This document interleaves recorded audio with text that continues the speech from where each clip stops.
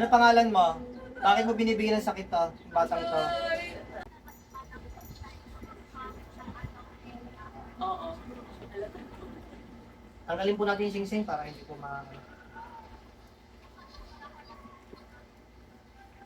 Sakit po ba ito? Hindi po. Sagot po kayo, ma'am. Lakasan po yung boses, ha. Ito po, masakit po, hindi po. Pangalan?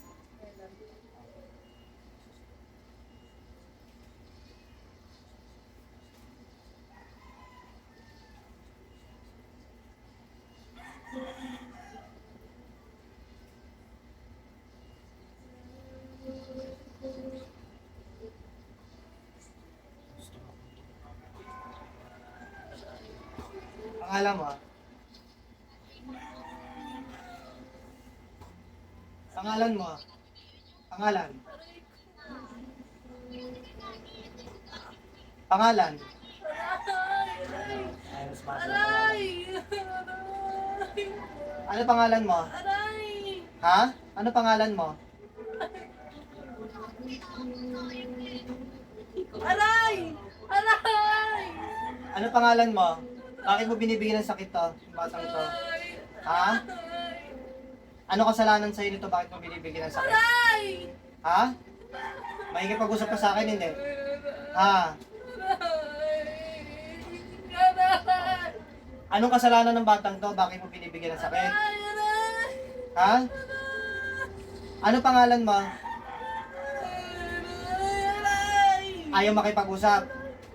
Ha? Ayaw makipag-usap? Aray! Aray! Oh, magdudusa dyan. Aray! Anong kasalanan nito sa'yo? Bakit binibigyan mo ng sakit? Ha? Anong kasalanan? Makikipag-usap ba sa akin? Hindi. Ha? Ayaw makipag-usap? Tanggalin mo yung binigay mo sakit dito, ha? Tatanggalin mo, hindi. Tatanggalin mo, hindi. Tatanggalin. Okay. Tanggalin mo, sige. Gamitin mo yung mga kamay mo. Anong dahilan yan? Bakit mo binibigyan ng sakit? Ha? Anong dahilan mo? Ha? Anong dahilan mo ba't binibigyan ng sakit? Sagot. Ha? Wala? Eh bakit mo binibigyan ng sakit ng batang to? Pwede ba yung walang dahilan? Anong dahilan? Yung totoo. Ha? Ano? May kasalanan to sa'yo? Wala. May inggit. Ano ka ba tao, lalaki? Lalaki, babae? Ha? Ha? Lalaki ka o babae? Ha? Babae. O, paano mo na ano to? Bakit anong kinakaingit mo sa batang to? Anong kinakaingit mo? Matalino. So ibig sabihin, kaklase mo ito o ka-eskwela, ganon, ka-schoolmate? Kaano-ano mo ito? Hindi. Ano lang? Kakilala lang, ganon? Okay. Pero kapitbahay ka ba nito? Hindi. Eh paano mo nakilala to? Paano mo nakasalamuha tong batang to? Ha? Kababata. Pero hindi magkaibang lugar na kayo ngayon. Kailan mo naging kababata to? Elementary. Pero sa ngayon, meron pa kayong connection or meron pa kayong nakikita pa kayo in person itong batang to. Nakikita mo lang siya. Okay. Ikaw ang mismong kumukulam? Ha? Ano? Pinapakulam mo? Yun lang ang dahilan mo dahil matalino. Kinaingitan mo. Ilang taong ka na ba? Ilang taong ka na? 23. Okay. Sinong inutusan mo dito para pakulam to? Ha? Sino inutusan mo? Lolo. Kamag-anak mo. Okay. So kaya ka nandyan, ibig sabihin, tama ba tinuturuan ka ng lola mo kung paano yung dapat gawin? Ha? Tinuruan ka kung paano manggulang. Tama, mali. Kaya ka nandyan. Kasi kahit sasabihin mong pinapatrabaho mo lang, dapat hindi ikaw ang nandyan. Ubusin mo yan, ha? Lola mo, may ginawa dito sa lola mo, wala? Wala. Sagot? Wala. Ano lang, tinuruan ka lang ng lola mo. Ha? Pero yung lola mo buhay pa. Buhay pa? Gusto mo patayin ko yung lola mo? Ha? Sagot. Ayoko. Ayaw mo. Eh, ba't ginagawa mo yung ganyan? Eh, kung ikaw patayin ko, gusto mo? Ha? Ayoko ng mga pailing, tango. Ayoko. Ayaw mo. Ilan na kinulam mo? Siya pala. Siya pa lang? So, nagpa-practice ka pa lang, ganon. Ha? Ayoko nga ng mga tango, iling. Oo. Ha? Oo nga. Oo nga. Ano gusto mong gawin ko sa'yo? Gusto mo patayin kita? Ha? Ayoko. Ayaw mo. Anong dapat mong gawin? Bigyan mo ka ng magandang dahilan para buhayin kita. Tanggalin. Bukod sa tatanggalin, ano pa? Ha? Ha? Magkukulang ka pa? Hindi na. Hindi na, sigurado ka. Oo nga. Kapag ka nagkulang ka ulit, papatayin na kita sa susunod, ha? Natandaan mo, ha? Kahit hindi dito sa batang to, ha? Anong tango? Oo. Pusin mo yan, ha? Sige, tanggalin mo lahat yan. Pag pinakawalan kita sa katawan ng batang to, ha? Ayoko na magkukulang ka, ha? Ha? Sagot, ayoko na mga tango-tango, mga ano. Yung binigay sa'yo ng lola mo, ilagay mo na dyan sa gilid, ha? Para masunog na yan. Nakaintindihan tayo? Oo. Bilisan mo. Tayo palang nilagay dyan.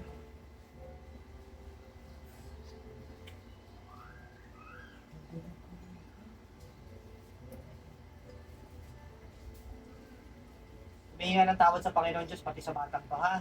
Pati sa pamilya nito. Nakaintindihan tayo? Tagasang ka na ba ngayon? Tagasang ka? Sa Manila. Okay, so ibig sabihin taga Maynila lang. Gusto ko puntahan mo to ng personal to, ha? Humingi ka ng tawad dito sa personal kasi kung hindi, papatayin kita. Nagkakaintindihan tayo. Ha? Oo. Okay, sige. Gusto mo yan. Yung gamit dyan, wag mong iwanan, ilagay mo sa gilid.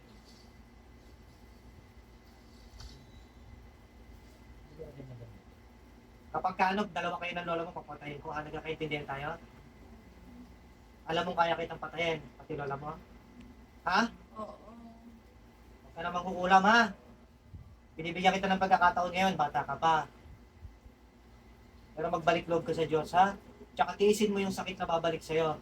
Kung talagang sincere ka magbago, eh, ganyan talaga. Ipaparanas sa'yo yung mga binigay mong sakit sa tao.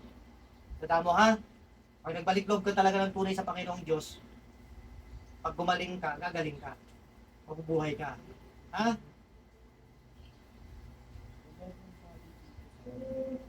May takot ka ba sa Diyos?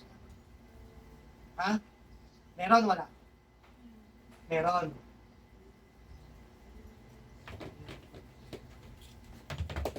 Kaya dyan, ha?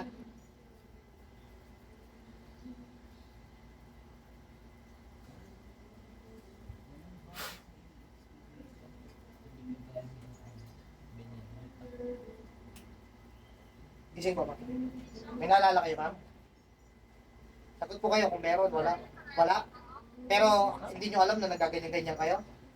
Hindi nyo alam na sinalibang kayo. So, confirm po yan. No? So, ayun. Talaga may sanib talaga. May kumukulang po talaga. No? So, yun lang. Ang pamamaraan kasi nito, may nag-uutos din naman sa mga espiritu. Kaya, kayo po ba? Nakikita nyo po ba parang may lagi nagbabantay sa inyo simula po kayo nagkaganyan? Madalas po nakakakita na po ako. Ayun. Kaya yun po kasi nakikita ko. Kahit hindi pa nagkukwento, yun po. Wala kang mga kinukwento.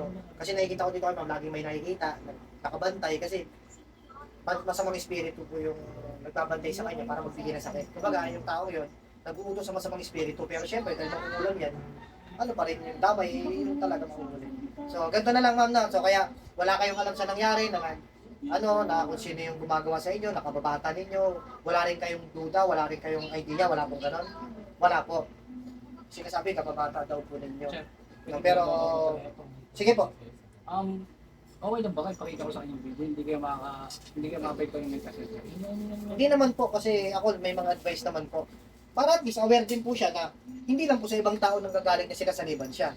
Para kumbaga lahat ng sasabihin ko, susundin niya. Okay. Kasi totoong may sanib siya.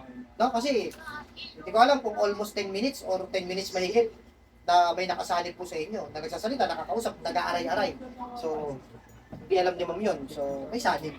Okay. So, walang problema kasi basta sundin advices ko, magiging okay po yan. Ha? Yung about sa mental health, may advice din po ako. Ha? Kasi syempre, tama naman yun si sir kasi yung iba kasi pagka nalalaman nila, nagkakaroon ng anxiety or depression dahil ganun pala nangyayari sa kanila, hindi nila alam. Pero syempre, karapatan or rights ng isang tao na meron siyang ganun. Para alam niya in the future kung paano yun ma-overcome. No? Kumbaga, huwag kang maging denial sa sakit mo kasi pag denial ka, habang buhay, paano mo, ikaw makakapag-solusyon din yun, tulungan ng sarili mo. Kaya ba advice mo ako ha? Sige, pikit lang po.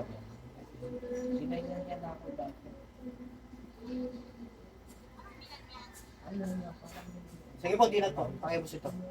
So, ang nangyari po sa kanya, sa private part, sa mga kilikili, yung mga singit-singit po, no? Pati sa mga sulok ng katawan, doon po ibinigay siya ng kati-kati. Tsaka sugat-sugat na po ba? Sugat-sugat na hindi gumagaling. Ano po siya mga bungkol po, tapos pagka ano na po, biglang mga ilang days, mga 3 to 4 days po, may ano na po siya, nana na. Opo, tapos pag pumutok po, sobrang natatanggal po agad yung ano, hindi po kagaya ng kunwari po sa pigsa. Apo. Ano, pag pumutok parang may balat pa po. Apo. Yung sa akin po kasi, pag pumutok na po, diretso parang ano na po, makikita na yung parang... Laman. Opo. So, kaya kahit pa doktor, walang nangyayari po, no? Tsaka lalong lumalala pa po, no? April pa kayo may ganyan, tapos hindi kayo gumagaling sa doktor. Nakailan doktor na po kayo? Dalawa po. Dalawa. So, walang nangyayari talaga. Sariwa pa rin yung mga ano nyo dyan. So, kaya gano'n na lang. At yun nga, ang disadvantage kasi pag may spiritual na karamdaman o kulang especially, lalong lumalala pag nagpapadoktor. Yun ka talaga kadalasan. No? Pero sa awa ng Diyos, okay naman na. Nagamot naman kayo. Actually, hindi naman ganun ka, no? Masyado lang kayong naapektuhan, pero binuhay ko pa rin kasi syempre, lahat naman tayo may rights pang para magbago. At nakikita ko kasi magbabago kayo. No? So, hindi naman tayo pwede maging masyadong mabrutal or judgmental sa isang tao na kung may kapasidad pa namang magbago. Pero syempre, kung talagang halimbawa, magbabago siya, tapos hindi na naman, pwede niya na ikamatay yun. Yung pangkukulang na gano'n, ha? So, pero sa ngayon, lahat ng sakit po talaga, babalik dun sa tao yun. Kasi yun ang magiging ano niya eh. Kumbaga sa kabunduhan natin, yun yung parusa niya. Babalik ko sa kanya. Babalik talaga sa kanya, hindi pwedeng hindi. Kasi yun yung tinatawag na karma.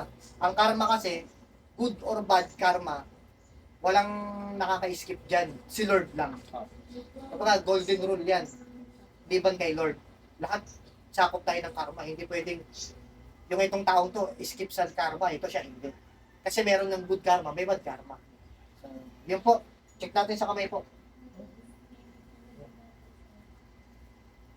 Wala na po, pantay na po. Kanina sobrang haba po. Kita nyo? So, yun. Sa awa ng Diyos, papahilumin na lang natin yung mga sugat-sugat dyan, pati sa mga ano nyo. Ha? At saka lahat ng advice yung susundin po, ha? Para mas mapabilis po kayo makarecover, ma'am. Okay? April kayo, tapos August na eh. Tagal nyo nang may sakit, meaning